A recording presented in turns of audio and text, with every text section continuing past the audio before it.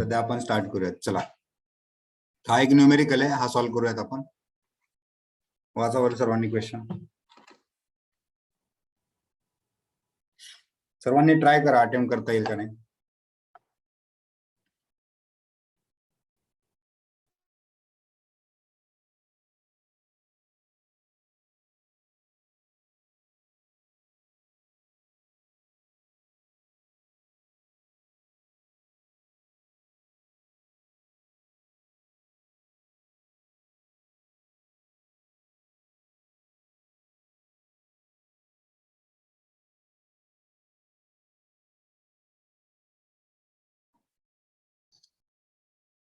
झाला वाचून न्यूमेरिकल. काय करता येईल रे क्वेश्चन बघा. The image of an object placed in front of concave mirror of focal length 12 centimeter is formed at a point which is 10 centimeter more distant from mirror than object. बरोबर. चला, concave mirror घेऊयात. एक concave mirror घेऊयात आपण. तुमची principal axis ही focal length किती दिली, ही 12 centimetre. बघा, ही आहे 12 सेंटीमीटर. आणि काय सांगितलंय, इमेज 10 सेंटीमीटर जास्त डिस्टन्स वर बनते ऑब्जेक्ट पेक्षा. म्हणजे समजा ऑब्जेक्ट डिस्टन्स जर आपण एक्स घेतला तर इमेज कुठे बनते, 10 + x वर बनते. ही गोष्ट क्लिअर आहे का सर्वांना याच्यातनं? Yes sir. बरोबर. फोकल लेंथ 12 दिली आहे. इमेज अशा ठिकाणी बनली आहे जी 10 सेंटीमीटर लांब आहे फ्रॉम द मिरर. म्हणजे बघा, जनरल सांगतो बघा, इथे जर ऑब्जेक्ट घेतला आपण तर हे काय झाला, तुमचा ऑब्जेक्ट डिस्टन्स झाला. इमेज कुठे बनते, हे ऑब्जेक्टचं डिस्टन्स आहे ना यू, आणि हे जे आहे इमेज, समजा इथे इमेज बनली, इथे ऑब्जेक्ट आहे, तर हे जे डिस्टन्स आहे ना व्ही, हे किती असणार आहे, 10 + हे जे यू आहे ना ते असेल. मायनस घेऊयात प्रथमेश, न्यूमेरिकल सॉल्व्ह करताना घेऊ. हे समजलं का? हे जे डिस्टन्स आहे ना त्यात 10 ऍड करायचे, तिथे इमेज बनते. ठीक आहे. आता तुम्हाला विचारले मॅग्निफिकेशन काय इमेजचं. मॅग्निफिकेशन बघा मित्रांनो, मॅग्निफिकेशन दोन प्रकारचे असतात. एक असतं लिनियर मॅग्निफिकेशन, दुसरं असतं अँग्युलर मॅग्निफिकेशन. लिनियर मॅग्निफिकेशन म्हणजे कोणतं, आपण जे आतापर्यंत बघत होतो ना, म्हणजे ही जर इमेजची साईज असेल, ऑब्जेक्टची साईज h1, आणि जी इमेज बनली तिची जर h2 असेल, तर हे h2 आपण h1 जे आपण करायचो ना, याला मॅग्निफिकेशन म्हणतात. पण हे मॅग्निफिकेशन कोणतं आहे रे, लिनियर. आणि आपण सिंपल मायक्रोस्कोप मध्ये त्या दिवशी बघितलं ना, मॅग्निफिकेशन β/α. आज परत बघणार आहोत आपण. हे झालं ना, हे अँग्युलर मॅग्निफिकेशन असतं. फरक समजून घ्या. ठीक आहे. मिरर मध्ये जे होतं ना ते लिनियर होतं, इथे लिनियर मॅग्निफिकेशन विचार. चलो मग न्यूमेरिकल सॉल्व्ह करूयात आपण. हा आपला कॉन्केव्ह मिरर आहे, ही प्रिन्सिपल ऍक्सिस आहे. बरोबर. तुम्हाला इथे फोकल लेंथ दिली आहे, हे डिस्टन्स आहे. चला, मी आता मायनस दाखवतो. मिरर पेक्षा लेफ्ट साइडला आहे त्यामुळे -12 आला. बरोबर. कुठेतरी ऑब्जेक्ट घ्या, इथं ऑब्जेक्ट घेतला मी. चला, ऑब्जेक्ट, हे डिस्टन्स आहे, ऑब्जेक्ट डिस्टन्स. हा -x झाला, x घेतला मी. ऑब्जेक्ट डिस्टन्स काय येईल बघा, u = -x. फोकल लेंथ किती आली, -12. इमेज किती बनते, -x -10. समजलं काय? म्हणजे x आहे ना, ह्याच्यामध्ये 10 अजून ऍड करा या साईडला. या साईडला करायचं म्हणजे अजून मायनस झालं, -10. चला, मिरर मध्ये इक्वेशन काय असतं, 1/f = 1/v + 1/u. मिररला काय असतं प्लस, लेन्सला काय असतं परत सांगतोय, चुकू नका, एक्झाम मध्ये चुकू नका. 1/f = 1/v - 1/u. मिररला इथे प्लस असतं. चला तर व्हॅल्यू ठेवूयात. मग f ची व्हॅल्यू काय आली, 12 -12. v ची व्हॅल्यू मायनस, आता मायनस कॉमन घेतो, x + 10. चालेल ना, मायनस कॉमन घेतलं तर. बघा, मायनस कॉमन घेतलं, x + 10 आली. प्लस u ची व्हॅल्यू काय रे, -x. आता हे सगळीकडे मायनस कॅन्सल करू शकतो का मी? येस. ओके. चलो, 1/12 = 1/x + 10 प्लस 1/x. एलसीएम काढायचं दोघांचा. काय येईल x इंटू एक्स प्लस 10. वर काय येईल इथे x येईल, इथे x प्लस 10 येईल. त्याला सॉल्व्ह केल्यावर काय येईल रे 2x प्लस 10x. ऍड करायचं ना वर. x प्लस x 2x झालं, 10x नाही ना सॉरी 10 येईल. 2x प्लस 10 येईल आणि खाली काय येईल x square plus 10x. Clear आहे का हा पार्ट. आणि हे 1/12 आलं. याला पुढे सॉल्व्ह केल्यावर काय येईल, हा 12 मल्टिप्लाय होईल या पार्ट सोबत आणि हा x square plus 10x multiply होईल 1 सोबत. हे सॉल्व्ह केल्यावर काय येईल x square plus 10x is equal to 12 into 2x plus 10. याला पुढे सॉल्व्ह केल्यावर काय येईल x square plus 10x is equal to 24x plus 120. हा 24x या बाजूला घेऊन या, हा पण या बाजूला घेऊन या. x square plus 10x minus 24x minus 120 is equal to 0. हा आला x square minus 14x minus 120 is equal to 0. सांगा असे कोणते दोन रूट आहेत याचा डिफरन्स -20 येईल आणि मल्टिप्लिकेशन -120 येईल. बोला पटकन. पायल, प्रथमेश, उरुसा, श्रावणी, दोन्ही समृद्धी. काय त्याच्या पुढे रे सांगा ना. त्याचे दोन रूट कोणते येतील. -20 येईल आणि +6 येईल. समजतंय का. दोघांचं मल्टिप्लिकेशन काय आलं बघा -120. दोघांचं ऍडिशन काय आलं -14. झाले दोन रूट. म्हणजे एक रूट असेल तुमचा x -20 आणि दुसरा रूट असेल x + 6. बरोबर ना. Is equal to 0. एक्सच्या व्हॅल्यू दोन कोणत्या आल्या, x = 20 आला एक आणि दुसरा काय आला x = -6. मग दोन व्हॅल्यू त्यातली बरोबर व्हॅल्यू कोणती, कोण सांगेल मला. x ची व्हॅल्यू 20 असू शकते का -6 असू शकते. -6. -6 कशी असेल रे. Sir concave mirror. हाँ रहने दो ना. इधर ऑलरेडी तुमने माइनस पकड़ा है x में.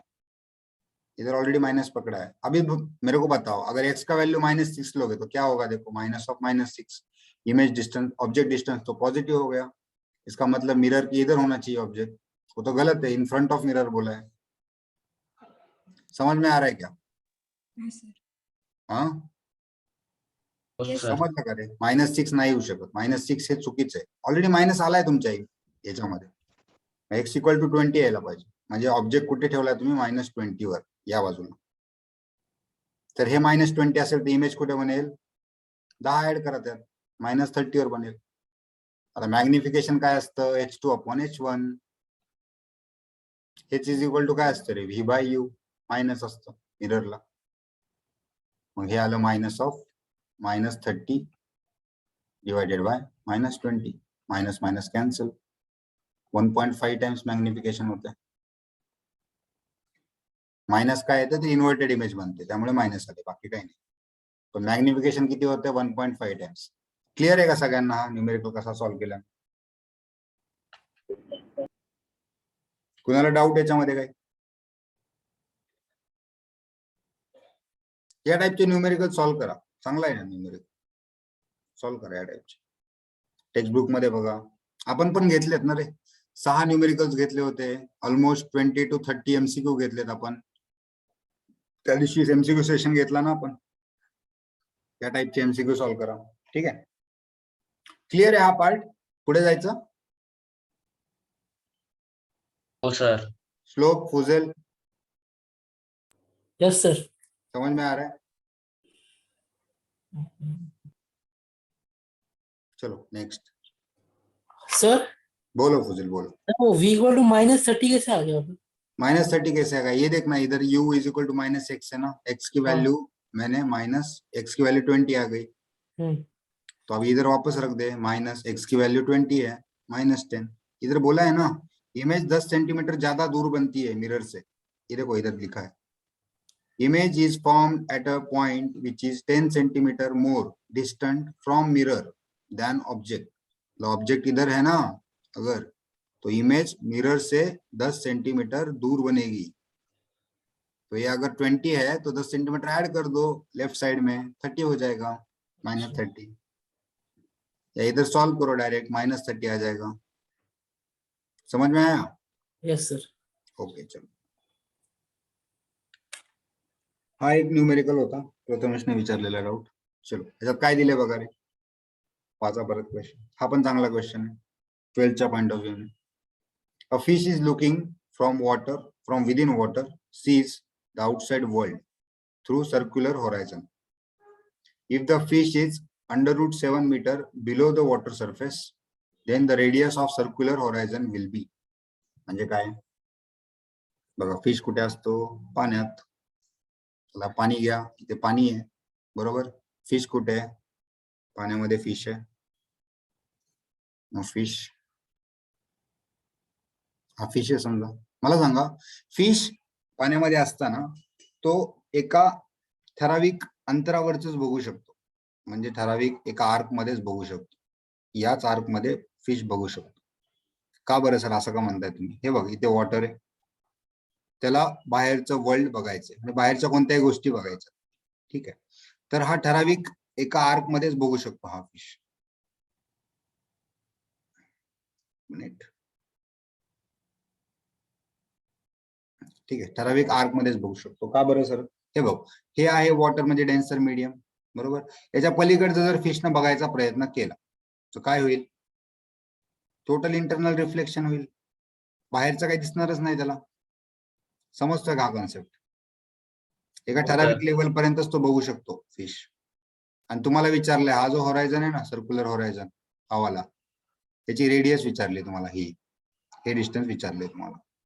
हे समजा आपण आर घेतलं आणि सांगितलंय तुम्हाला फिश किती खाली आहे? अंडर रूट 7 मीटर खाली आहे, आणि तुम्हाला हे विचारले. तर या डेटामध्ये ना प्रथमेश वॉटरचा रिफ्रॅक्टिव्ह इंडेक्स द्यायचा राहिलाय, तो असतो 4/3. कारण एका डेटावरनच फक्त आपल्याला सॉल्व्ह नाही करता येणार, 2 डेटा लागतात. ठीक आहे, 4/3 पाहिजे. चला, हा न्यूमेरिकल बनतो टोटल इंटरनल रिफ्लेक्शनचा आणि रिअल अपॅरंट डेप्थचा नाहीये, टोटल इंटरनल रिफ्लेक्शनचा आहे. आणि तुम्हाला एक माहिती आहे, टोटल इंटरनल रिफ्लेक्शन होण्यासाठी 2 गोष्टी लागतात. सांगा पटापट. I greater than IC, critical angle पेक्षा जास्त अँगल ऑफ इन्सिडन्स पाहिजे, डेन्सर टू रेअरर लाईट गेली पाहिजे, डेन्सर टू रेअरर. बघा आता याला बाहेरचं दिसतंय म्हणजे अँगल ऑफ इन्सिडन्स हा क्रिटिकल पेक्षा नाहीये, बाहेरचं दिसतंय फिशला. तर आतल्या गोष्टी दिसायच्या असतील तर इंटरनल रिफ्लेक्शन व्हायला पाहिजे. म्हणजे हा अँगल कोणता आहे रे या लिमिट पर्यंत? हा आहे क्रिटिकल अँगल. आता याच्यापेक्षा कोणता पण अँगल जास्त झाला ना, बघा इथे जरी बघितलं ना त्यांनी इथे, तर ते रिफ्लेक्ट होणार आहे, त्याला बाहेरचं नाही दिसणार, आतल्याच गोष्टी दिसते. मग बाहेरचं बघायचं तर हा एक लिमिट आहे त्याची, क्रिटिकल अँगल. इथे पण बघा, हा अँगल क्रिटिकल असेल तर हा पण क्रिटिकल अँगल आहे, आयसी. क्लिअर आहे का हा पार्ट? हो सर. बरोबर. चला आता क्रिटिकल अँगलचं आपण डेरिव्हेशन कसं केलं होतं? लाईट कुठनं जाते रे? पाण्यातनं जाते. मग mu of water into sine of critical angle बनतो नेहमी वॉटर मध्ये, इज इक्वल टू बाहेर असते एअर, बाहेर एअर असते, आणि साइन ऑफ क्रिटिकल अँगलला अँगल ऑफ रिफ्रॅक्शन किती असतो? 90. ची व्हॅल्यू 90 असते. बरोबर. चला, म्यू ऑफ वॉटर दिलाय तुम्हाला 4/3, 4/3 ठेवून द्या. Sine of critical angle is equal to mu of air असतो 1 आणि साइन 90 पण असतो 1. हे डेरिव्हेशन मी आता 4थी-5वी वेळ आहे आम्ही सॉल्व्ह करतो. तुम्हाला डायरेक्ट फॉर्म्युला लक्षात ठेवायचं असेल तर ठेवा, काही प्रॉब्लेम नाही. Sine of critical angle is equal to 1 of mu of water. पाठ करून टाका, रट्टा मारा, काही प्रॉब्लेम नाही. पण अंडरस्टँडिंग न करायचं असेल तर असं करा, सोपं जाईल. चलो, साइन ऑफ आयसी काय आलं रे मग? 1/4/3. म्हणजेच काय होईल? 3 जाईल वर, मग हा आला 3/4. मग साइन ऑफ, चला हा ट्रायंगल कसा बनेल रे 3/4 चा? चला काढा, एक ट्रायंगल काढा, एक ट्रायंगल काढा. कोणता अँगल विचारला मग? 3/4. चला हा एक अँगल आहे असं समजा आयसी. साइन अँगल काय असतो? Opposite side upon hypotenuse. चूक आहे का बरोबर आहे सांगा? याच्यावरनं मी डायग्राम काढू शकतो का? ट्रायंगल काढू शकतो का? Yes sir. काढू शकतो. चलो आता मला सांगा, हा राईट अँगल ट्रायंगल आहे, इथे पण राईट अँगल ट्रायंगल झाला होता बघा, राईट अँगल ट्रायंगल आहे. चला मग पायथागोरसचा थेरम अप्लाय करायचा. इथे काय येईल व्हॅल्यू सांगा, काय 5. असतं पायथागोरस थेरम मध्ये? याचा स्क्वेअर करायचा, याचा स्क्वेअर करायचा आणि ऍड करायचा. 3 square plus X square is equal to 16. 4 चा स्क्वेअर असतो ना, 4 चा स्क्वेअर. एक्स स्क्वेअर बरोबर काय आलं, 16 मायनस 9. एक्स स्क्वेअर बरोबर आलं 7. एक्स बरोबर काय आलं, √7 मीटर. काय जे असेल ते मीटर मला माहित नाही आता. एक्स इज इक्वल टू काय आलं, √7. चला एक्स ची व्हॅल्यू √7 आली. एक्स ची व्हॅल्यू √7 आली. आता मला जर आर काढायचं आहे, आर, आणि मला क्रिटिकल अँगल माहिती आहे, हे माहिती आहे. कसं काढणार आहे या ट्रायंगल वरनं? टॅन घ्यायचा क्रिटिकल अँगलचा, टॅन आय सी. काय येईल टॅन बरोबर, अपोजिट साइड म्हणजे R divided by adjacent side √7. बरोबर. टॅन आय सी आला माझा बघा, टॅन आय सी काय आला, आर डिवायडेड बाय √7. या ट्रायंगल वरनं आला. आता इथे टॅन आय सी काढा बरं, काय येतं टॅन आय सी बरोबर काय,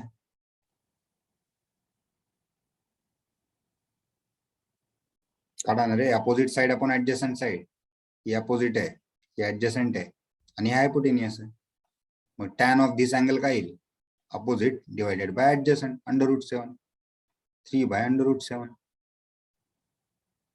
बघा हे कम्पेअर करा दोन, आपल्याला काय मिळेल, R divided by √7 is equal to 3 divided by √7.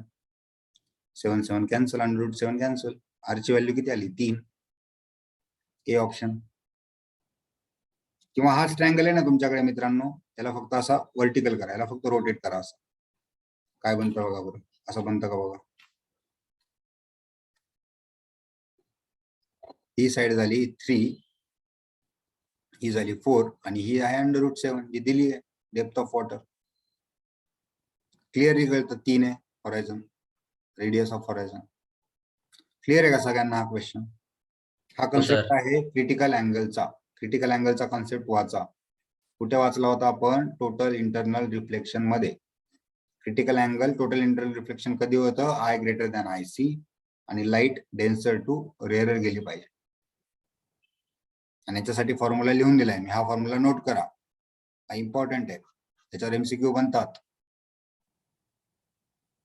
Sign I C is equal to 1 upon refractive index of water. जर लाईट वॉटर मधनं एअर मध्ये जात असेल तर. ठीक आहे, क्लिअर आहे हा कन्सेप्ट सगळ्यांना? Yes sir. चलो नेक्स्ट क्वेश्चनला जाऊयात आपण. हा एक क्वेश्चन दिलाय, हा तुमच्या सिलेबसला नाहीये सध्या, बट ठीक आहे, काय प्रॉब्लेम नाही, आपण बघूयात. हा लास्ट इयरच्या सिलेबसला होता. काय दिलाय क्वेश्चन बघा, a thin lens of focal length.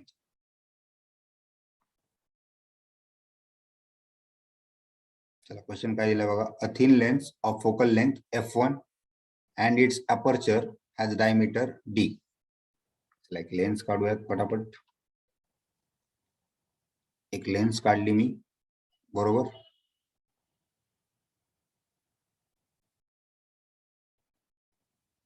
एक लेन्स आहे, बरोबर. याचा डायमीटर दिलाय, डायमीटर म्हणजे हा डी आहे आणि याची फोकल लेंथ आहे काहीतरी. चला ही त्याची फोकल लेंथ आहे समजा f1. हा पोल सेंटर असतो, एवढं माहिती आहे तुम्हाला, बरोबर. पुढे forms an image of intensity I. म्हणजे या लेन्स मधनं जर तुम्ही लाईट पास केली तर कुठेतरी इमेज बनते, जिची इंटेन्सिटी काय रे, आय. इंटेन्सिटी आय ने दाखवतो आपण, कॅपिटल लेटर आय.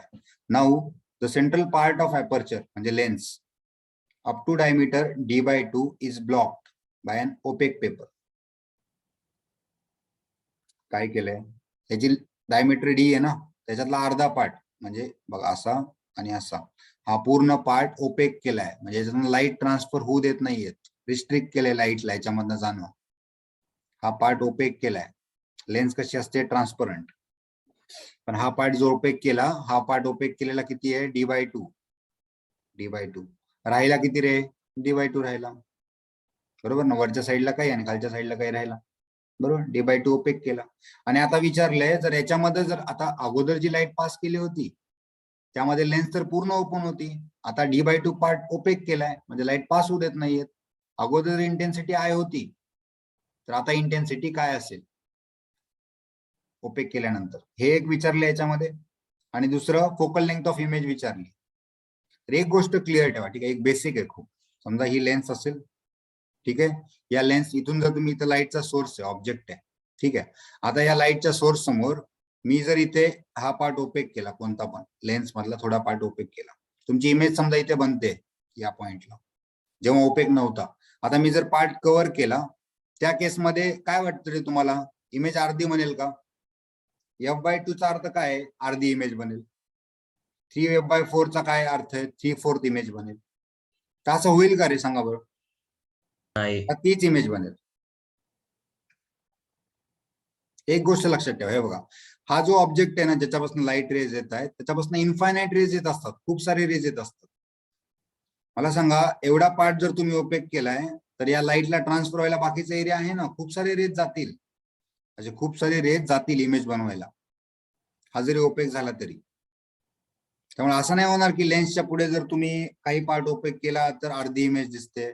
इथे जर एखादा पूर्ण माणूस थांबलाय तर इथे फक्त हात पाय दिसत आहेत, डोकं दिसत नाहीये, किंवा डोकं दिसतंय हात पाय दिसत नाहीत, असं काही होत नसतं मित्र, ठीक आहे. जरी लेन्स तुम्ही थोडा पार्ट ओपेक केला तरी. हा एक फरक पडतो, तुमची इंटेन्सिटी जी असते ना ती कमी होते, इंटेन्सिटी कमी होते. म्हणजे एक पार्ट तर क्लिअर झाला, इमेज बनायची तेवढीच बनते. म्हणजे आन्सर काय असलं पाहिजे, ए किंवा डी, बी आणि सी तर नसलं पाहिजे, कारण तेवढीच फोकल लेंथ मिळणार जी अगोदर होती ती, म्हणजे तेवढीच इमेज बनणार. क्लिअर आहे का? हाफ पार्ट क्लिअर आहे का? हो सर. बरोबर. तर हा पार्ट तुमच्या सिलेबसला आहे, इमेज किती बनते. बट इंटेन्सिटी आता सध्या नाहीये, बट इंटेन्सिटीसाठी लक्षात ठेवा, इंटेन्सिटी ही डायरेक्टली प्रोपोर्शनल असते एरिया ऑफ लेन्सला, लेन्सच्या एरियाला डायरेक्टली प्रोपोर्शनल असते. आता डायमीटर किती झालाय? हाफ झालाय. एरिया काय असतो? डायमीटरचा स्क्वेअर असतो, प्रोपोर्शनल टू डायमीटर स्क्वेअर असतो. म्हणजे इंटेन्सिटी काय होणार? डायमीटर जर हाफ झाली तर एरिया काय होणार? 1/4 होऊन जाईल, कारण डायमीटर हाफ झाली ना, डी ची डायमीटर झाली D/2. आधी एरिया असेल ए, तर आता तो A/4 होईल, because it is directly proportional to D square. समजलं? म्हणजे अगोदर जर इंटेन्सिटी आय असेल इमेजची, तर ती आता किती होईल? I/4 होईल, म्हणजे 1/4 कमी इंटेन्स होईल. 1/4 कमी इंटेन्स होईल म्हणजे राहिलं किती? 3/4 राहिलं त्याच्यामध्ये, ब्लॉक केल्यामुळे. म्हणजे अगोदर जर 100 इंटेन्सिटीचं जर इमेज बनत असेल, तर ती आता 75 इंटेन्सिटीची बनेल, बिकॉज 25 व्हॅल्यूची कमी इंटेन्सची इमेज बनेल, बिकॉज ऑफ दिस ओपेक. समजला का? आन्सर डी असायला पाहिजे. तर हा क्वेश्चन सिलेबसला नाहीये, काही प्रॉब्लेम नाही, बट हा पहिला पार्ट आहे ना F वाला, हा लक्षात ठेवा की एखादी लेन्स असेल आणि लेन्सला जर तुम्ही काही पार्ट ओपेक केला, त्याच्यातनं लाईट पास नाही करू देतात, याचा अर्थ असा नाही की इमेज पूर्ण बनणार नाही, इमेज पूर्ण बनेल, हा कमी इंटेन्सिटीची बनेल. या गोष्टी लक्षात ठेवा, ठीक आहे? चालेल, समजलं का? हो सर. ओके. कोणाला काय डाऊट याच्यामध्ये? ही गोष्ट नोट करा, जरी ओपेक केलं तरी इमेज फुल साईजची बनते, फुल साईज. पण इंटेन्सिटी काय होते रे? इंटेन्सिटी रिड्यूस होते. हा पार्ट लक्षात ठेवा, नोट करा, कन्सेप्ट आहे, नोट करा.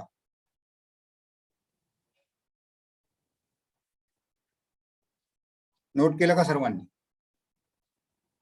हो सर.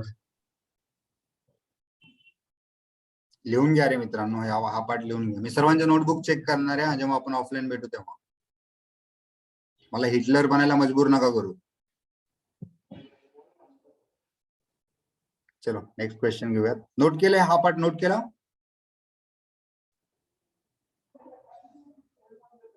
चलो नेक्स्ट. हा एक क्वेश्चन विचारला होता, मी थोडक्यात समजावून सांगतो बघा क्वेश्चन काय.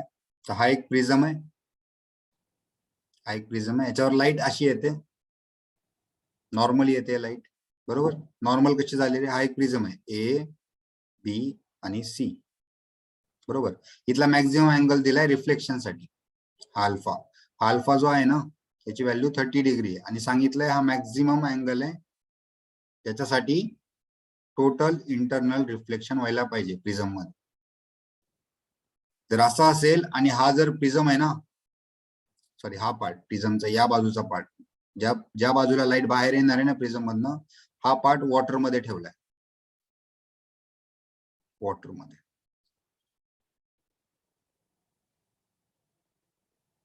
चलो क्लिअर आहे का? आणि सांगितलंय ही जी रे ऑफ लाईट आहे ना येते, ही नॉर्मली इन्सिडेंट होते. नॉर्मली म्हणजे अँगल ऑफ इन्सिडन्स काय आहे रे? 0. नॉर्मल पण अशीच आहे, अलॉंग द नॉर्मल चालली आहे. आणि अँगल ऑफ इन्सिडन्स आपण कसा डिफाइन करतो? नॉर्मल मधला आणि रे ऑफ लाईट मधला अँगल. पण रे ऑफ लाईट आणि नॉर्मल मध्ये अँगल 0च आहे इथे, म्हणजे असा नॉर्मल इन्सिडन्स आहे. तर तुम्हाला माहिती आहे जेव्हा अँगल ऑफ इन्सिडन्स 0 असतो तेव्हा रिफ्रॅक्शन पण अँगल 0च असतो, म्हणजे लाईट सरळ जाईल. बरोबर. आता या सरफेसला गेल्यानंतर लाईट, या सरफेसला गेल्यानंतर काय होईल रे? चला ही नॉर्मल आहे, आता याला रिफ्लेक्शन करायचंय, म्हणजे याला या आतल्या साईडला यावं लागेल टोटल इंटरनल रिफ्लेक्शन करायला. बरोबर. म्हणजे त्याचा अँगल ऑफ इन्सिडन्स काय पाहिजे? ग्रेटर दॅन क्रिटिकल अँगल पाहिजे. या ठिकाणी हा अँगल ऑफ इन्सिडन्स नाही म्हणत मित्रांनो, मी हा वाला म्हणतो, हा वाला. या सरफेस साठी, सरफेस AC साठी, कारण हा सरफेस आहे ना जो कॉन्टॅक्ट मध्ये वॉटरच्या, बघा हा जो सरफेस आहे ना हा वाला, तर हा सरफेस कॉन्टॅक्ट मध्ये वॉटरच्या. आणि आपण काय बोललो होतो?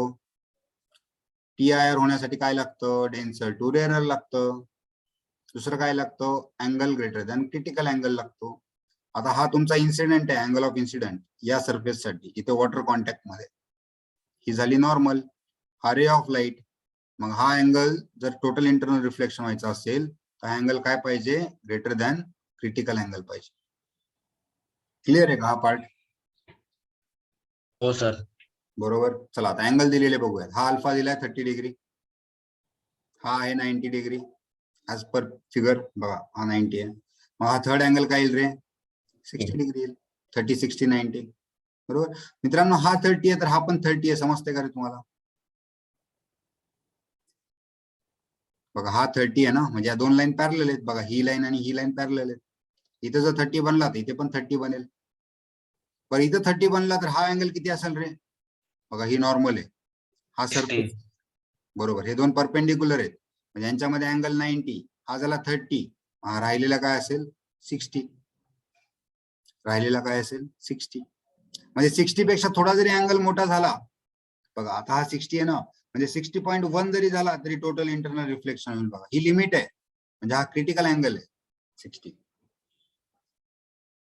चला मग क्रिटिकल अँगल साठी काय असतं बघूया. तुम्हाला विचारले काय? Refractive index of given liquid, याचा रिफ्रॅक्टिव्ह इंडेक्स विचारलाय. लाईट कुठने येते? प्रिझम मधनं लाईट कुठे जाते? वॉटर मध्ये जाणार. बरोबर. चला स्नेल्स लॉ लावूयात.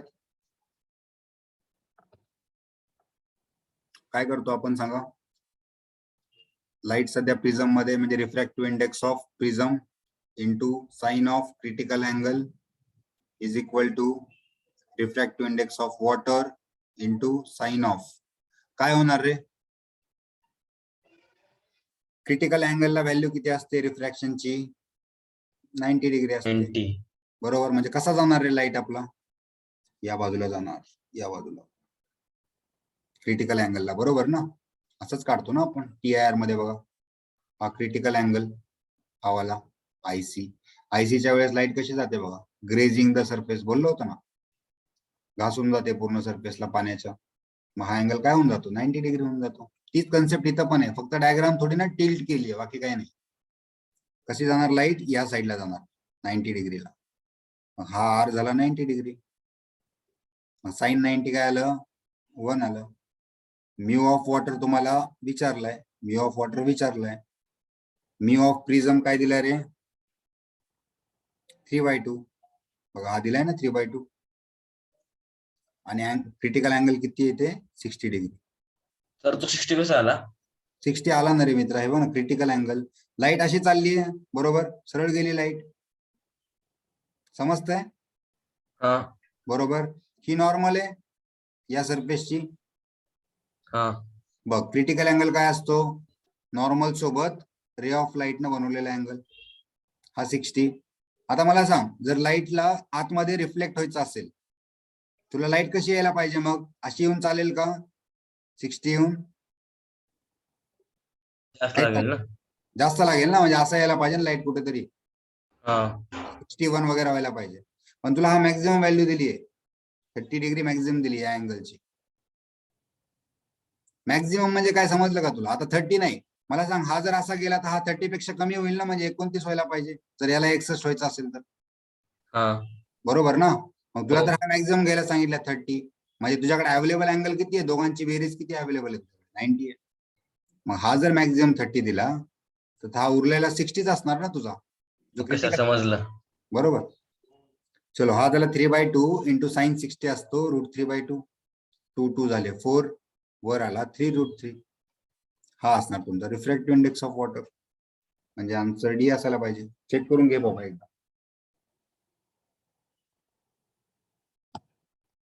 हो क्लिअर सर, आहे का डी आहे. सगळ्यांना? डी आहे ना? हो ओके. हाच क्वेश्चन असा पण बनवू शकतात ना. 30 डिग्री द्यायच्याऐवजी म्हणतील की एका 30, 60, 90 डिग्री अँगल वर लाईट 90 डिग्री, सॉरी हा 90 आहे, 30, 60, 90 डिग्री ट्रायंगल असलेला एक प्रिझम आहे ज्याच्यावर लाईट इन्सिडेंट होते, नॉर्मली इन्सिडेंट होते, असं पण म्हणतील. थोडं वर्डिंग चेंज करतील न्यूमेरिकलचे, पण काही नाही, सेम पार्ट आहे असंच. क्लिअर आहे का सगळ्यांना? हा न्यूमेरिकल पण चांगला आहे, हा एक चांगल्या क्वालिटीचा, लेवल 3चा आहे, सॉरी लेवल 1चा आहे.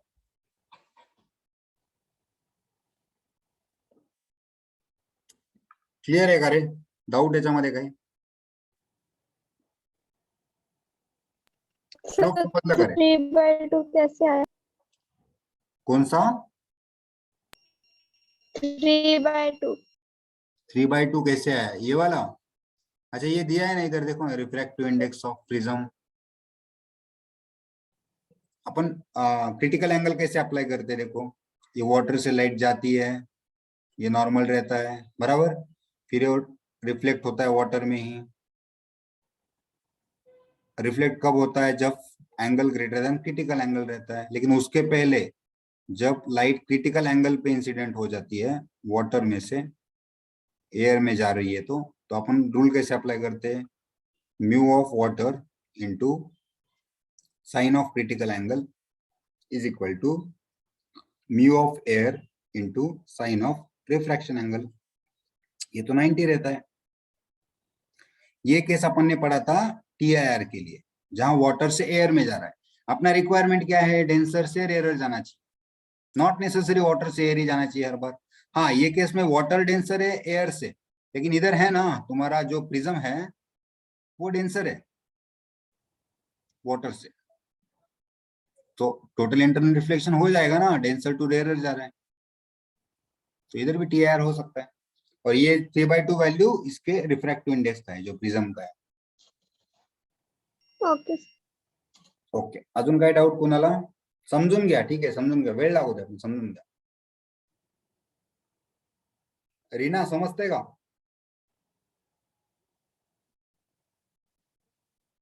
ऐश्वर्या, नाव पूर्ण लिहा रे. ऐश्वर्या शिंदे आहे का Shirsate? S07. Sir Shinde. Okay. Shinde madam समजलं का तुम्हाला? हो सर. ओके. चला नेक्स्ट पार्ट बघूयात आपण सिंपल मायक्रोस्कोपचा. चलो आपले 3 पार्ट राहिले, ठीक आहे. सिंपल मायक्रोस्कोप राहिलाय, कंपाऊंड मायक्रोस्कोप राहिलाय आणि टेलिस्कोप राहिलाय. सगळ्यांमध्ये फंडा एकच आहे, सेमच फंडा आहे, ठीक आहे. कसं करायचं? रे डायग्राम सेमच बनतात, थोडा चेंजेस आहेत त्यामध्ये, ठीक आहे. तर हा पार्ट आज आपण संपूयात प्लीज, ठीक आहे. 7 जरी वाजले तरी चालेल. हा पार्ट संपून टाकू, म्हणजे हा आपला सिलेबस आहे ना ऑप्टिक्सचा, हा संपून जाईल ऑप्टिक्सचा, ठीक आहे. सगळ्यांना क्लिअर आहे? चला स्टार्ट करूयात आपण सिंपल मायक्रोस्कोप.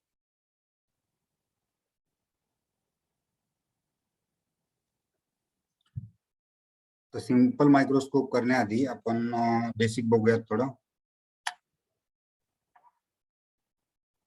चलो बेसिक बघूयात आपण. सिंपल मायक्रोस्कोपची डेफिनेशन काय? तर कोणताही मायक्रोस्कोप काय करतं रे? मॅग्निफाय करतं, ठीक आहे, मॅग्निफाय करतं. कुणाला? ऑब्जेक्टला, ऑब्जेक्टच्या साईजला मॅग्निफाय करतं. म्हणजे ऑब्जेक्ट जर छोटा असेल ना समजा याच्यावर असे छोटे छोटे छोटे छोटे काहीतरी आहेत पार्टिकल्स, तर तुम्ही बघाल ना तर तुम्हाला मोठे मोठे मोठे दिसतील असे. समजते मायक्रोस्कोपचं काम काय? एखाद्याचं स्ट्रक्चर बघायचंय, एखादे इन्सेक्ट्स असतील काही असेल, त्यांना तुम्हाला लार्ज व्ह्यू मध्ये बघायचंय, बरोबर. छोट्या छोट्या इन्सेक्टचे तुम्हाला लेग्स वगैरे बघायचे असतात, बरोबर ना. आतमध्ये काय बॉडीमध्ये बायोवाले बघतात बघा. तसं यूज करायचं असेल ना तर मायक्रोस्कोप बघतात, यूज करतात. किंवा मी त्या दिवशी सांगितलं तुम्हाला, तुम्ही जर वॉच रिपेअर करायला गेले असाल कधी, तर वॉच मध्ये घड्याळामध्ये काटे छोटे छोटे असतात, बरोबर. ते वॉच रिपेअर करणाऱ्याला बघायचं असतं काय घडीमध्ये काय झालं, बरोबर. तर तो मायक्रोस्कोप लावतो छोटा. किंवा तुम्हाला पेपर रीड करायचा, आता तुम्हाला नॉर्मली दिसतं, तुमची आय साईट चांगली असते, बट ज्यांचं एज जास्त झालेलं असतं त्यांना दिसत नाही, तर ते ग्लास लावून बघतात, मॅग्निफाईंग ग्लास. तर ते पण सिम्पल मायक्रोस्कोपच्याच प्रिन्सिपलवर वर्क करतो. क्लिअर आहे हा पार्ट डेफिनेशनचा? चला next, least distance of distinct vision. त्या दिवशी मी सांगितलं ह्युमन आय साठी 25 सेंटीमीटर हा एक लीस्ट डिस्टन्स आहे, ज्याच्यामुळे तुम्हाला क्लिअर इमेज दिसते, क्लिअर इमेज. जर तुम्ही करून बघा ना, मी तुम्हाला त्या दिवशी पण म्हणलं, ठीक आहे. इथनं जर तुम्ही बघत असाल, इथनं जर तुम्ही बघत असाल, ठीक आहे, इथनं जर बघत असाल तुम्ही, इथे ऑब्जेक्ट असेल, इथे जो ऑब्जेक्ट असेल, तुम्ही ह्या ऑब्जेक्टला ना एका ठराविक लेवल पर्यंत जवळ आणू शकता, डोळ्यांच्या ठराविक लेवल पर्यंत जवळ आणू शकता. जास्त जर जवळ आणण्याचा प्रयत्न केला ना, इथे जाऊन आणण्याचा प्रयत्न केला ना, काय होईल रे, तुमच्या आईजवर ना स्ट्रेन निर्माण होईल, डोकं दुखेल तुमचं, तुम्हाला क्लिअर दिसणार नाही काही काय आहे. तर हे जे डिस्टन्स असतं ना मित्रांनो, आपल्या डोळ्यांपासून जिथपर्यंत आपण क्लिअर बघू शकतो, त्याला म्हणतात least distance of distinct vision. Clear आहे का हा पार्ट? सांगा बरं. हे खूप महत्वाचं आहे समजणं, डी काय असतं. आता तुम्हाला न्यूमेरिकल मध्ये वगैरे दिसेल +2.5D -D -2D +2D असं दिसेल, तर घाबरून जाऊ नका. डी म्हणजे काय रे? Least distance of distinct vision. Clear आहे का? फटाफट बोला रे, आपल्याला पूर्ण कव्हर करायचं आज. Yes sir. Yes sir. चलो आगे पुढे बघायचं आपल्याला व्हिज्युअल अँगल. व्हिज्युअल अँगल, तर व्हिज्युअल अँगल बघण्याआधी ना मी तुम्हाला सांगतो, आतापर्यंत आपण काय बघत होतो, मिरर मध्ये काय बघत होतो बघा. हा एक मिरर आहे, चला इथे एक ऑब्जेक्ट ठेवलाय मी, बरोबर. ही ऑब्जेक्टची हाईट होती H1. या ऑब्जेक्ट जेव्हा रेज जातात, मग त्यानंतर इथे कुठेतरी इमेज बनते, ही एक इमेज बनली ज्याची हाईट आहे H2, बरोबर. आतापर्यंत जे मॅग्निफिकेशन बघत होतो ना आपण, ते आपल्या डोळ्यासमोर दिसत होतं, H2/H1. हे मॅग्निफिकेशन होतं इमेजचं. ऑब्जेक्टची मोठी साईज बनायची बघा, याला आपण मॅग्निफिकेशन म्हणायचं, याला पण मॅग्निफिकेशन म्हणतात. तर हे होतं लिनियर मॅग्निफिकेशन, जसं मी तुम्हाला आता सांगितलं. आता आपण लिनियर मॅग्निफिकेशन नाही बघणार, आणि आपल्याला या साईजची देणं घेणं नाहीच आहे काही. आता आपल्याला देणं घेणं कशाची? व्हिज्युअल अँगलची. म्हणजे काय, मी त्या दिवशी तुम्हाला एक डायग्राम काढून दाखवली होती, हे बघा. हा आपला आय बॉल आहे समजा, बरोबर. या आई समोर आपला आय बॉल असतो ना एक. चला इथे ऑब्जेक्ट ठेवला मी, इथे ऑब्जेक्ट ठेवला, तर तुम्हाला ऑब्जेक्ट दिसतो कसा रे? बघा इथनं असा इन्सिडेन्स होणार याच्यावर, बरोबर. हा एक अँगल बनतो ना इथे काहीतरी, हा अँगल इथे बनला तर हाच अँगल इथे पण बनेल. समजा हा थीटा असेल तर हा पण थीटा असेल, आणि मागच्या साईडला तुमच्या रेटिना आहे, हा पूर्ण अर्धा पार्ट रेटिनाचा असतो, मग इथे तुमची इमेज बनते ना.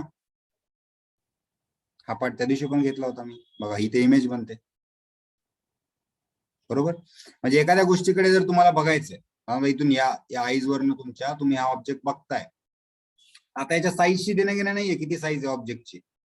आता देणं घेणं कशाची आपल्याला, तर हा जो अँगल बनतो ना आपल्या आईज सोबत, हा अँगल, याला म्हणतो आपण व्हिज्युअल अँगल.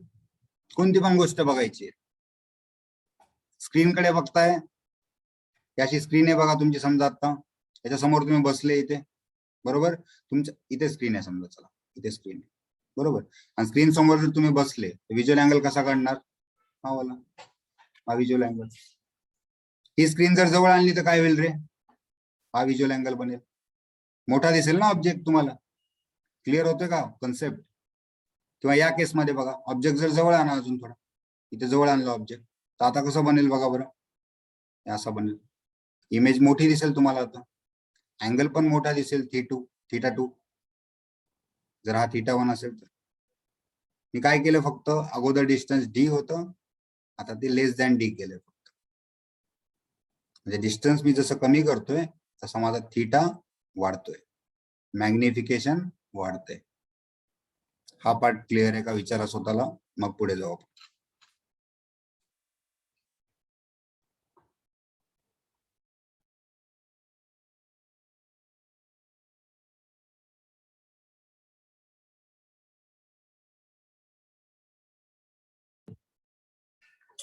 सांगा लवकर मला, हा पार्ट क्लिअर आहे का तुम्हाला? डिस्टन्स जर कमी केलं तर व्हिज्युअल अँगल वाढतो, व्हिज्युअल अँगल वाढला की मॅग्निफिकेशन वाढतं.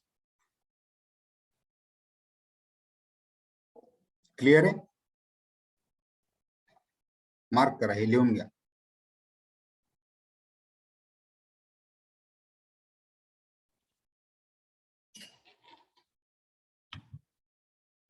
क्लिअर आहे का रे सर्वांना? Yes. ओके, नोट केला का हा पार्ट? काय सांगतोय मी, डिस्टन्स कमी केला तर व्हिज्युअल अँगल वाढतो, व्हिज्युअल अँगल वाढला तर मॅग्निफिकेशन वाढतं.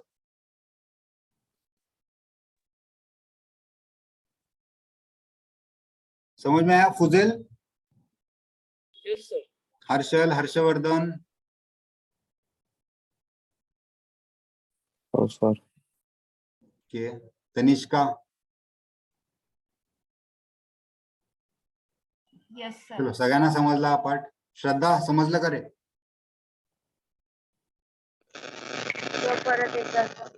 परत एकदा सांगा बघा, मी विचारल्यावर सांगा. चला हा पार्ट क्लिअर करू आपण.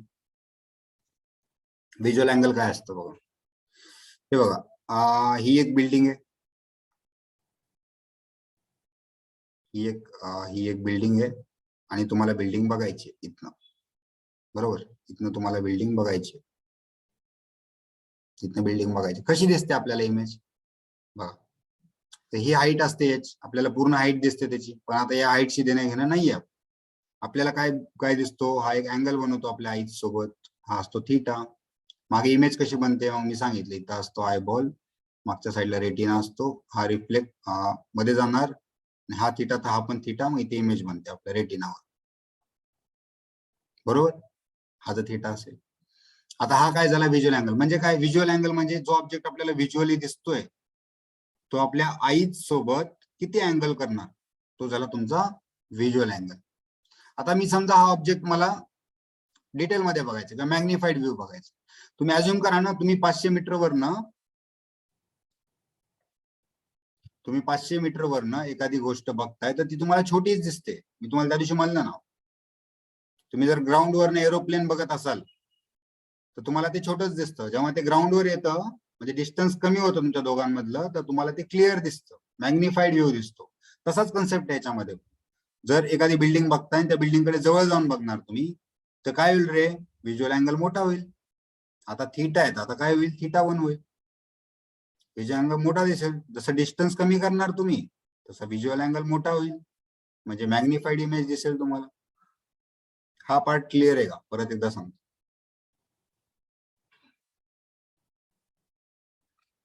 समजला का?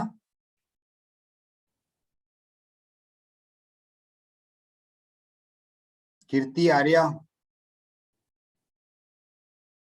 हा सर. ओके. आर्या लिहितेस ना? हो. ओके.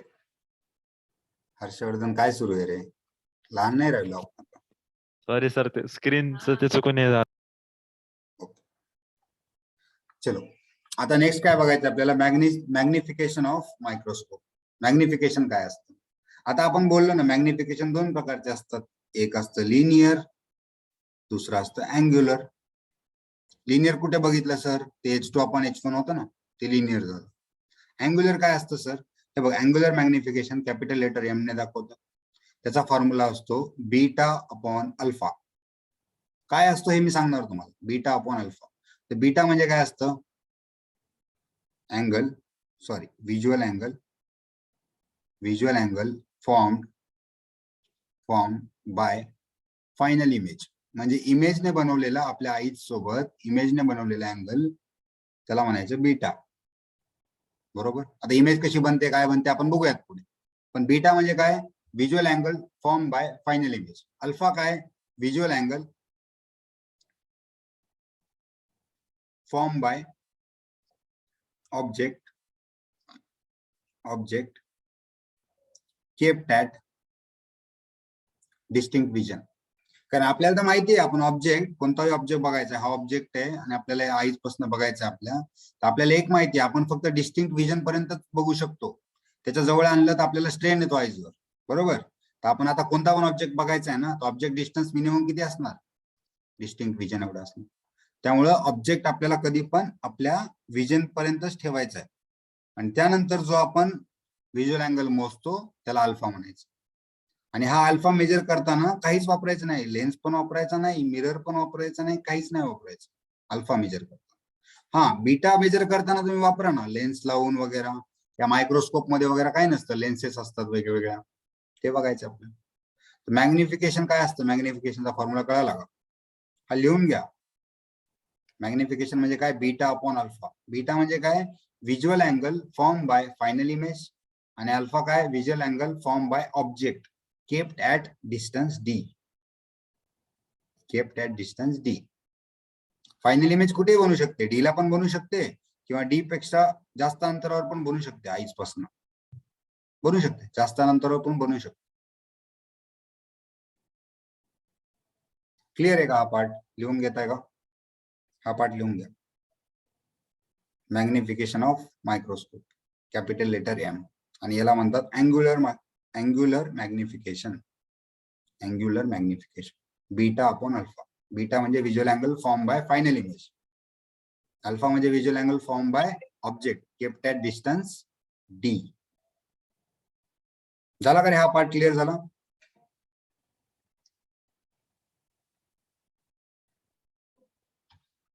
नोट करून झालं का? हो सर. नेक्स्ट पार्ट घेऊ का?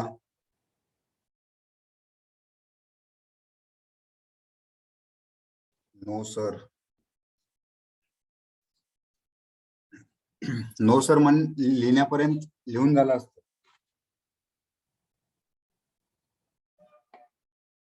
चला झाल्यावर सांगा मला, लवकर करा.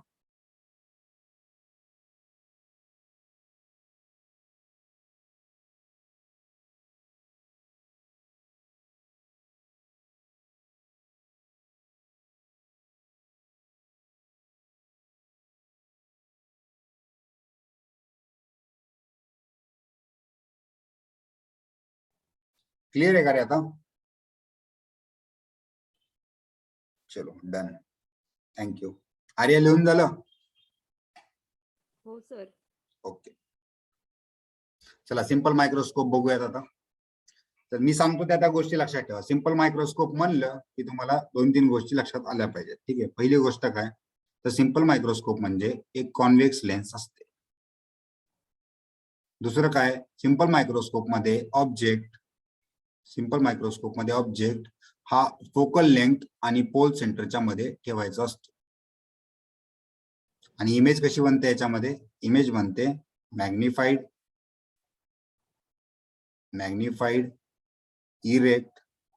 हे आपण बघितलंय, लेन्स मध्ये ऑब्जेक्ट वेगवेगळ्या ठिकाणी ठेवतो, फक्त रिवाइज करतो. मॅग्निफाईड, इरेक्ट आणि व्हर्च्युअल अशी इमेज बनते. तर सिंपल मायक्रोस्कोप म्हणलं की हे 3 पॉइंट प्रत्येकाला माहित पाहिजेत. नोट करा. सर ते फोकस अँड काय? फोकस आणि पोल रे, हे बघ आपण ड्रॉच करूयात. चला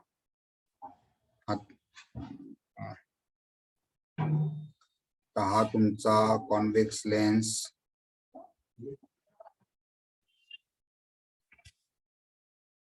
चलो हा तुमचा कॉन्व्हेक्स लेन्स, ही प्रिन्सिपल ऍक्सिस, बरोबर. हा पोल सेंटर तुमचा P, हा फोकल लेंथ F, निगेटिव्ह आणि पॉझिटिव्ह दोन्ही बाजूला, बरोबर. ऑब्जेक्ट कुठे ठेवायचा आहे? ऑब्जेक्ट F आणि P च्या मध्ये. ऑब्जेक्ट कुठे ठेवायचा आहे? F आणि P च्या मध्ये. इथे ऑब्जेक्ट ठेवायचा आहे. रेज कशी बनतील बघा. एक रे बनणार तुमचा असा सरळ जाणार, दुसरा याच्यातनं पास होईल असा खाली, आणि हा इथनं कुठे जाईल?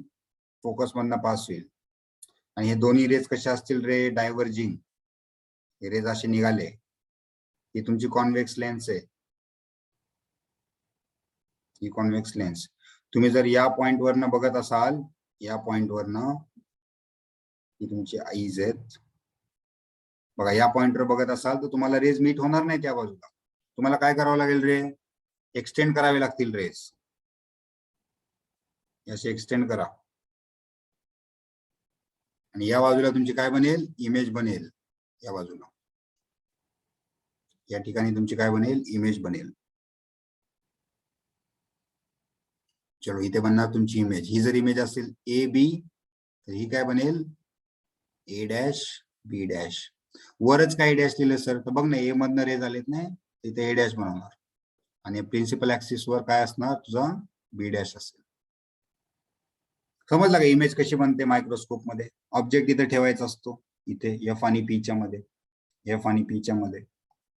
इमेज कशी बनली बघा, मॅग्निफाईड. याची जर हाईट h1 असेल तर ह्याची हाईट काय आहे, h2 आहे आणि h2 हे ग्रेटर दॅन आहे h1.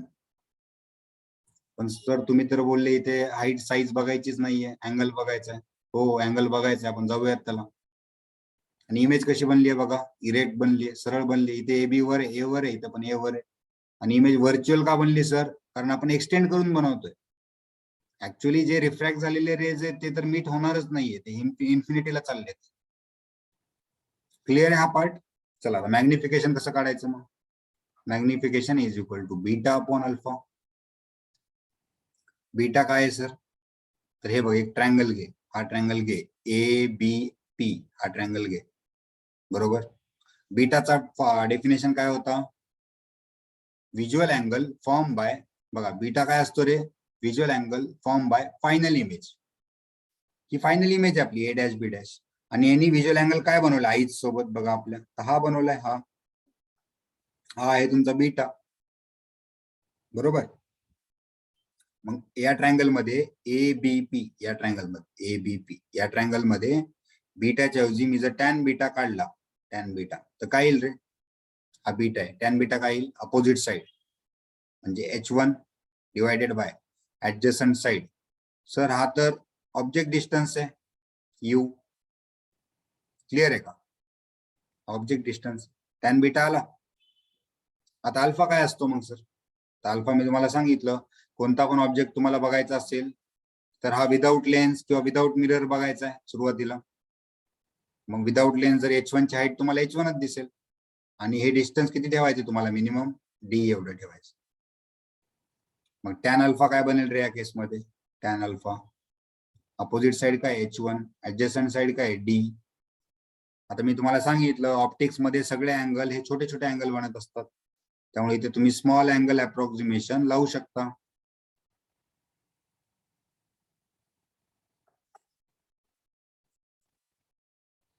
आवाज नाही येते प्रथमेश, आता येतोय,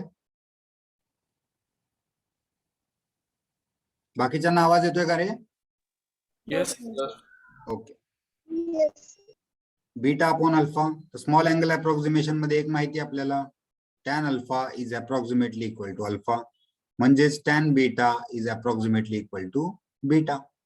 याच्या जागी मी टॅन बीटा आणि टॅन अल्फाच्या व्हॅल्यू ठेवू शकतो. बीटाची व्हॅल्यू काय येईल, h1 डिवायडेड बाय u, अल्फाची h1 डिवायडेड बाय d. म्हणजे हा सॉल्व्ह केल्यावर काय येईल, h1 divided by u divided bye h1 divided by d. h1 h1 cancel होईल, d जाऊन वर बसेल, d डिवायडेड बाय u. हा झाला तुमचा magnification of simple microscope. Note करा, ही डायग्राम ड्रॉ करा, आता मी नोट्स पाठवतो, सध्या फक्त समजावून घ्या डायग्राम समजली आहे का बघा. हा फॉर्म्युला नोट करा, magnification of simple microscope is d by u, is d by u.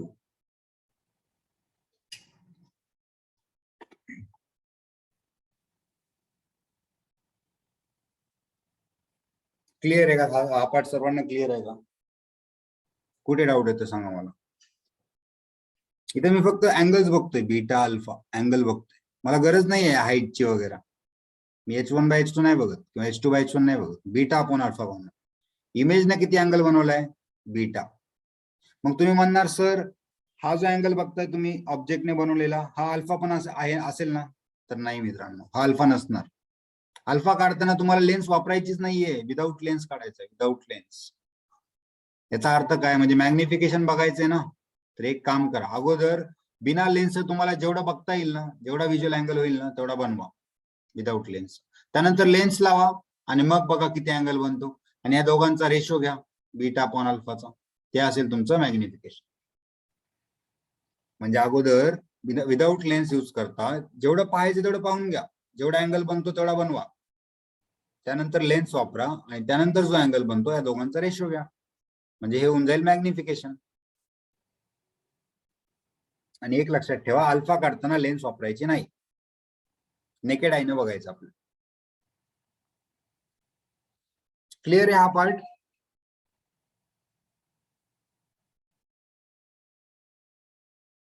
Yes, sir. Clear आहे सगळ्यांना? Yes sir. ओके.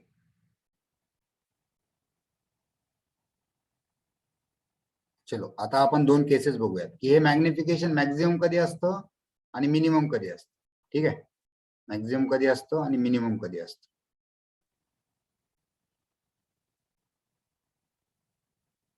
चलो, कन्स्ट्रक्शन आणि वर्किंग बघितलं, मॅक्झिमम आणि मिनिमम बघायचं आपल्याला. मॅक्झिमम मॅग्निफिकेशन कधी असतं तर बघा, आता मला सांगा, या डायग्राम कडे बघून सांगा. आता जर तुम्हाला मॅक्झिमम मॅग्निफिकेशन म्हणजे एखादा ऑब्जेक्ट जर काहीतरी अँगल बनवत असेल 30 डिग्री समजा, आणि तुम्हाला मॅक्झिमम तो किती जवळ आणू शकता तुम्ही तुमच्या आईच्या, किती जवळ आणू शकता इमेज त्याची. मी आता म्हणत नाही की ऑब्जेक्टची पोझिशन, ऑब्जेक्टची आपल्याला देणं घेणं नाहीये.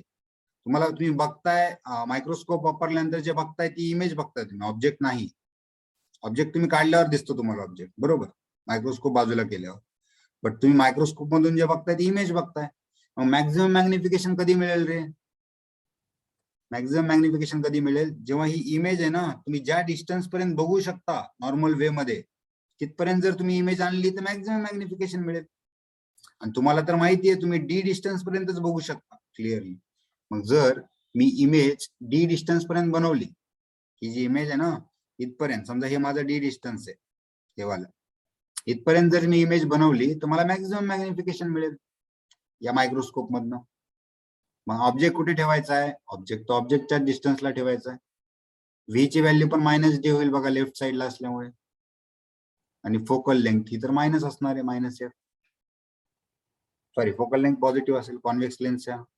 लेन्स कसा आहे? कॉन्व्हेक्स लेन्स आहे. चला मग फॉर्म्युला काय आला आपला? 1/f. लेन्सचा फॉर्म्युला 1/v - 1/u. लेन्स मध्ये मायनस, व्ही ची व्हॅल्यू काय? -d minus u. u च्या जागी काय आलं? -u, बिकॉज लेफ्ट साइड आहे. आणि f च्या जागी काय येईल? -f, नाही सॉरी +f. परत विसरतोय मी, कॉन्व्हेक्स लेन्स आहे, +f, बरोबर. मग हा आला 1/f, हा झाला -1/d, आणि हा मायनस मायनस झाला +u. आता या इक्वेशनला मी d ने मल्टिप्लाय करतो. इक्वेशन 1 ला मी d ने मल्टिप्लाय करतो. काय होईल रे मल्टिप्लाय केल्यावर? d/f = -d/d +d/u. हे सॉल्व्ह केल्यावर काय येईल? d/f = हे dd कॅन्सल होईल, इथे -1 येईल, आणि हा d/u. अरे सर, d/u म्हणजे तर मॅग्निफिकेशन असतं मायक्रोस्कोपचं. हो बरोबर, बघ ना, d/f हा -1 आहे ना, इकडे घेतल्यावर +1 होईल, आणि इकडे जो राहील ना d/u, हे तुझं मॅक्झिमम मॅग्निफिकेशन आहे. कारण मॅग्निफिकेशन हे d/u ने लिहितात.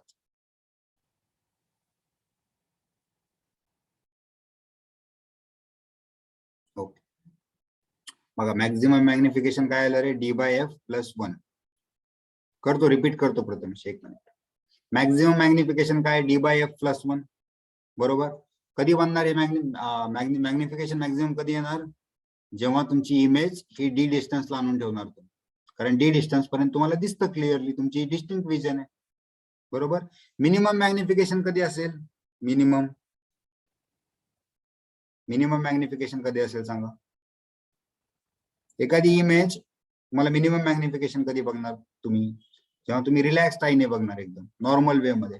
तुम्ही डी पर्यंत एखादा ऑब्जेक्ट, म्हणजे हा ऑब्जेक्ट आहे, हा जर तुम्हाला तुमच्या आईजने बघायचा आहे, तुम्ही डिस्टिंक्ट विजन पर्यंत आणला ऑब्जेक्ट, म्हणजे तुमचा स्ट्रेस चालू झाला डोळ्यावरचा, बरोबर.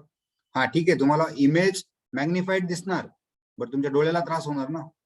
मग तुम्ही मिनिमम मॅग्निफिकेशन म्हणजे काय, अजून थोडा दूर बघताय हा ऑब्जेक्ट, अजून थोडा दूर बघताय हा ऑब्जेक्ट, म्हणजे तुमच्या आईज रिलॅक्स होणार, दूर दूर घेऊन चाललाय ऑब्जेक्ट. दूरची एखादी गोष्ट बघताना आपल्याला नॉर्मल वाटतं ना, काही स्ट्रेन वाटतो का आपल्या डोळ्यांवर, नाही वाटत. मग त्या केसमध्ये जर मिनिमम मॅग्निफिकेशन काढायचं असेल तर इमेज इन्फिनिटीला नेऊन ठेवा ना, मग मिनिमम मिळून जाईल मॅग्निफिकेशन, बरोबर. इमेज इन्फिनिटीला न्या, ऑब्जेक्ट काय होईल, मायनस लाच राहील, आणि फोकल लेंथ तर पॉझिटिव्ह आहे, आता बघितलं आपण.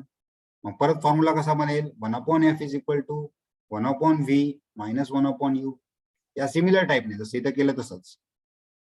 हा काय आला 1/f, v ची व्हॅल्यू 1/इन्फिनिटी, हा मायनस यू झाला इथे,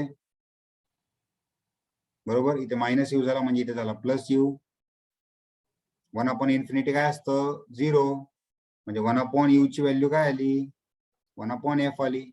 मिनिमम मॅग्निफिकेशनचा फॉर्म्युला काय येईल, मॅग्निफिकेशनचा फॉर्म्युला असतो d/u, पण 1/u ची व्हॅल्यू काय 1/f, म्हणजे मिनिमम मॅग्निफिकेशन काय झालं d/f, मॅक्झिमम काय झालं d/f प्लस 1, मिनिमम काय झालं d/f. म्हणजे सिंपल मायक्रोस्कोपचं मॅग्निफिकेशन हे d/f मिनिमम त्याच्यामध्ये असेल, किंवा d/f प्लस 1 असेल, किंवा त्याच्यापेक्षा कमी असेल. नोट करा, नोट करा, d/f किंवा d/f प्लस 1 हे झालं मॅक्सिमम, हे झालं मिनिमम. क्लिअर आहे का पार्ट, माझ्यासोबत लिहिताय का,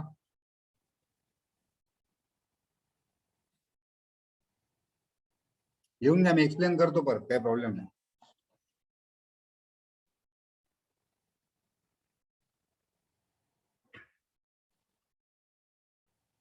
सिंपल मायक्रोस्कोप सर्वात जास्त इम्पॉर्टंट आहे, बिकॉज सिंपल मायक्रोस्कोप हा टेलिस्कोप मध्ये पण लागतो आणि कंपाऊंड मायक्रोस्कोप मध्ये पण लागतो.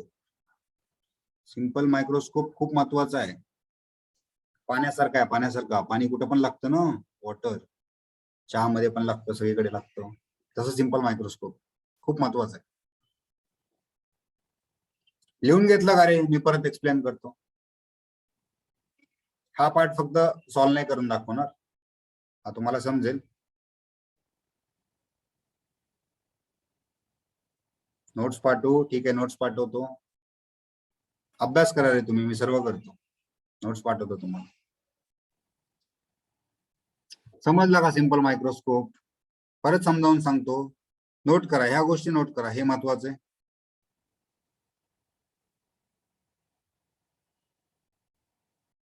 रेकॉर्डिंग करतो, रेकॉर्डिंग पाठवून देतो, चालेल, आजच पाठवून देतो रेकॉर्डिंग.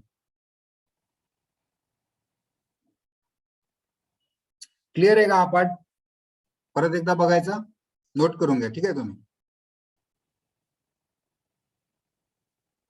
चलो परत एकदा सांगतो, हे बघा, आधी मॅग्निफिकेशन काढून घेतो, ठीक आहे. बघा, एक लेन्स आहे तुमची, ही लेन्स आहे, ही प्रिन्सिपल ऍक्सिस, ऑब्जेक्ट कुठे ठेवायचा आहे, पोल आणि फोकसच्या मध्ये, इथे ऑब्जेक्ट ठेवला.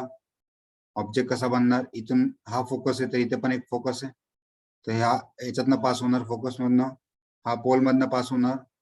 इकडनं जर बघत असाल तुम्ही, इकडनं, बरोबर, तर हे डायव्हर्जिंग रेज झाले, हे तर मीट होणारच नाहीत, इन्फिनिटीला चाललेत. या केसमध्ये इमेज तर बनवायची असते आपल्याला, मग रेज एक्सटेंड करा, रेज एक्सटेंड करून व्हर्च्युअल इमेज बनवा. ही झाली तुमची व्हर्च्युअल इमेज. ही जर ए बी असेल तर ही ए डॅश बी डॅश असेल. कॉन्व्हेक्स लेन्स मध्ये इमेज कशी बनते, जर एफ आणि पी च्या मध्ये ठेवला तर मॅग्निफाईड, इरेक्ट आणि व्हर्च्युअल अशी बनते, बरोबर. मॅग्निफाईड, इरेक्ट आणि व्हर्च्युअल बनते, बरोबर. आता आपल्याला कळायचं मॅग्निफिकेशन ऑफ मायक्रोस्कोप हा असतो बीटा अपॉन अल्फा. सरांनी सांगितले बीटा म्हणजे काय, फायनल इमेजने बनवलेला व्हिज्युअल अँगल, हा असणार बीटा. आणि अल्फा काय असतो, तर अल्फाला लेन्स वगैरे बघायची नाही, डायग्राम कडे बघायचंच नाही, काय अल्फा. अल्फा काय असतो, तर आपल्याला हा ऑब्जेक्ट बघायचा असेल H1 हाईटचा, तर याला आपल्या डिस्टिंक्ट विजन पर्यंत आणावं लागेल आपल्याला, तेव्हा जो अँगल बनेल तो अल्फा. म्हणजे तुम्हाला हा ऑब्जेक्ट जर खूप डिस्टन्सवर असेल ना, तर तुम्ही अगोदर त्याला मोठा करण्यासाठी काय करणार, डिस्टिंक्ट विजनवर घेऊन येणार त्याला, आणि नंतर बघणार व्हिज्युअल अँगल त्याचा, कारण त्याच्या पलीकडे ते तुम्हाला दिसतच नाही ना काही जवळ नेल्यावर. मग तुम्ही आणणार कुठपर्यंत ऑब्जेक्टला, डी पर्यंत. त्यामुळे अल्फा डिफाईन करताना पण आपण काय म्हणले, object kept at distance D. मग बीटा कसा काढणार, तुम्हाला माहिती आहे अल्फा आणि बीटा हे स्मॉल अँगल आहेत. ऑप्टिक्स मध्ये अँगल खूप छोटे छोटे बनतात. स्मॉल अँगल अप्रॉक्सिमेशन लावलं तर बीटाच्या जागी आपण टॅन बीटा लिहू शकतो, अल्फाच्या जागी आपण टॅन अल्फा लिहू शकतो. बीटा आता या ट्रँगल मध्ये बघा ना, बीटा काय बनेल, टॅन बीटा. अपोजिट साइड म्हणजे ही height divided by adjacent side, ही आहे ऑब्जेक्ट डिस्टन्स यू. म्हणजे टॅन बीटाच्या जागी काय आलं, A B divided by U. अल्फाच्या केसमध्ये काय येईल, हा परत ए बीच आहे मित्रांनो, हा काय आला, A B divided by D. हा तुम्ही बीटाच्या केसमध्ये जर म्हणाल ना, ए डॅश बी डॅश घ्या sir, A dash B dash घ्या, हा नको ए बी, तर आपण हे बघा, बीटा याच्यासोबत बनवला काय आणि याच्यासोबत बनवला काय, अँगल तर तोच बनतोय beta. A dash B dash का नाही घेतात, because this is virtual image. We don't know what is the value of A dash B dash, but we know value of A B. That's why we are taking this angle A B P. Okay, मग A B cancel झाला, मग magnification आला D by U. Magnification आला D by U. D by U is the magnification of simple microscope which is denoted by capital letter M. आता मला बघायचे maximum magnification power आणि minimum magnification power. या M ची maximum value कधी येते बघायचे मला, आणि मिनिमम व्हॅल्यू कधी येते. मिनिमम म्हणजे ते झूम आउट वगैरे कॉन्सेप्ट नाही बरं का, म्हणजे नाही का आपण झूम इन करतो, झूम आउट करतो, एखादी गोष्ट झूम केली की मॅग्निफाईड होते, तसा कॉन्सेप्ट नाही. दोन्ही केसमध्ये मॅग्निफिकेशन होतंय, पण मॅक्झिमम किती, मिनिमम किती. म्हणजे समजा एखादी गोष्ट तुम्हाला 1 ने दिसते एका साईजला, म्हणजे 1 × x नसतं का आपलं, 1x. मिनिमम म्हणजे काय, समजा 4x दिसू शकते, मॅक्झिमम म्हणजे 6x दिसू शकते, असं 6 टाइम्स 4 टाइम्स. हे झालं मिनिमम मॅक्झिमम मॅग्निफिकेशन. ठीक आहे, पण असं नाही मिनिमम मॅग्निफिकेशन म्हणजे मॅग्निफिकेशन नाही करत तुम्ही, मायनस करता वगैरे, असं काही नाही. ठीक आहे, तर मॅक्झिमम मॅग्निफिकेशन काय काढणार तुम्ही, तर बघा मी तुम्हाला काय सांगितलं, हा ऑब्जेक्ट तुम्हाला बघायचा, हा ऑब्जेक्ट बघायचा. हा ऑब्जेक्ट बघण्यासाठी तुम्ही डिस्टिंक्ट विजन पर्यंत तुम्हाला आणावं लागेल त्या ऑब्जेक्टला, त्याच्यातून तुम्ही अल्फा काढला. आता तुम्ही मायक्रोस्कोप वापरून तुम्हाला या ऑब्जेक्टची पोझिशन ठरवायची, म्हणजे इमेजची पोझिशन ठरवायची. ऑब्जेक्टचं सोडून द्या, इमेजची पोझिशन ठरवायची. तर या ऑब्जेक्टची इमेज इथे बनली, समजा हा डिस्टन्स डी आहे, इमेज इथे बनली. हे समजा तुमचं ह्युमन आयचं डी ची व्हॅल्यू 25 आहे आणि इमेज बनली आहे समजा 50 वर. तुम्हाला मॅक्झिमम मॅग्निफिकेशन भेटते का रे या केसमध्ये, नाही मिळणार मॅक्झिमम मॅग्निफिकेशन. तुम्हाला एक माहिती आहे ना, तुम्ही डी डिस्टन्स पर्यंत क्लिअरली बघू शकता. मग इमेज तुम्ही 50 वर का बनवता, अजून जवळ आणा ना इमेज. इमेजेस डी वर बनवा, इमेजेस डी वर बनवा, जेणेकरून तुम्हाला मॅग्निफिकेशन मॅक्झिमम मिळेल. मग त्यासाठी तुम्हाला इमेज कुठे बनवायची आहे, डी डिस्टन्सवर. मायनस का घेतलं, बिकॉज लेफ्ट साइड आहे त्यामुळे डी. यू तर ऑब्जेक्टची पोझिशन मायनस यूच आहे, आणि फोकल लेंथ काय आहे, +f कॉन्व्हेक्स लेन्समुळे. या 3 केस तुम्ही या इक्वेशन मध्ये ठेवा. 1/f is equal to 1/v minus 1/u. याच्यात ठेवा, तुम्हाला मॅक्झिमम मॅग्निफिकेशन मिळेल d/f + 1.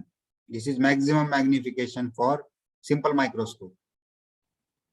मिनिमम मॅग्निफिकेशन असंच येणार, ऑब्जेक्ट तुम्ही इमेज इन्फिनिटीला बघा तुम्ही, म्हणजे एकदम रिलॅक्स टाईने बघा, आणि ऑब्जेक्ट जिथे आहे तिथेच ठेवा. फोकल लेंथ पॉझिटिव्ह असणार तुमची. परत तोच फॉर्म्युला वापरा, 1/f is equal to 1/v minus 1/u. मग इथे जे तुम्हाला मॅग्निफिकेशन मिळेल ना, सॉल्व्ह करा फक्त. d/u आलं पाहिजे, d/u मॅग्निफिकेशन आहे ना, तर d/u जर आलं हे सॉल्व्ह करताना, की तुम्हाला m ची व्हॅल्यू येऊन जाईल. मिनिमम मॅग्निफिकेशन काय येतं, d/f येतं. मायक्रोस्कोप साठी magnification lies between d/f less than or equal to magnification less than or equal to d/f + 1. This is the magnification for simple microscope. याच्यामध्ये कुठेतरी असणार, एक तर हे असणार किंवा दोघांच्या मध्ये असणार. क्लिअर आहे का रे हा पार्ट, बोला आता पटकन. क्लिअर आहे, 2 वेळा सांगून झालं. अजून काय डाऊट आहे त्याच्यामध्ये, एव्हरीवन? No, sir. क्लिअर आहे, ओके. बराच वेळ झाला मित्रांनो. आज कंपाऊंड मायक्रोस्कोप आणि हे मे बी होणार नाही आज. उद्याचा थोडा पार्ट आपल्याला इन्व्हेस्ट करावाच लागेल. ओके श्लोक, थँक्यू. चलो, कंपाऊंड मायक्रोस्कोपचा पार्ट आपण उद्या बघूयात आणि त्यानंतर टेलिस्कोप आहे, टेलिस्कोप पण उद्या बघूयात. जास्त घेतलं तर डोक्यावरून जाईल तुमच्या. ठीक आहे, आता उद्या हा पार्ट क्लिअर करू आणि उद्या मी तुम्हाला सांगतो ऑप्टिक्सचा स्टडी कसा करायचा, काय काय वाचायचं ऑप्टिक्स मध्ये, कसं कसं अप्रोच करायचं, आर्टिकल कसं वाचायचं आपल्याला, न्यूमेरिकल कसे सॉल्व्ह करायचे आपल्याला. हा पार्ट आपण उद्या, हा संपला ना टेलिस्कोप आणि कंपाऊंड मायक्रोस्कोप, आपण या गोष्टीवर लक्ष देऊया. मग उद्यापासून तुम्ही वेडनेसडे टू सॅटर्डे 5-6 दिवस तुम्ही चांगला 4-5 दिवस अभ्यास करा. संडेला एक्झाम घेऊयात. ठीक आहे, म्हणजे तुमची क्लॅरिटी अजून येईल. फक्त अभ्यास वाढवा रे. आता हेच वय आहे माहिती का अभ्यास करायचं. परत परत सांगतोय मी तुम्हाला, पुन्हा नाही करावा लागणार एवढा अभ्यास. आता अभ्यास चांगला करा, चांगल्या कॉलेजमध्ये ऍडमिशन घ्या, निवांत लाईफ होऊन जाईल. काहीच ताण नाही तुम्हाला. विश्वास ठेवा माझ्यावर. फक्त अभ्यास करा. तुमच्या हातात तेवढंच आहे, फक्त अभ्यास करायचं तुमच्या हातात. ठीक आहे, थांबवायचं का सेशन आपण? चलो वाईज, थँक्यू. सर बोल बोल श्लोक बोल.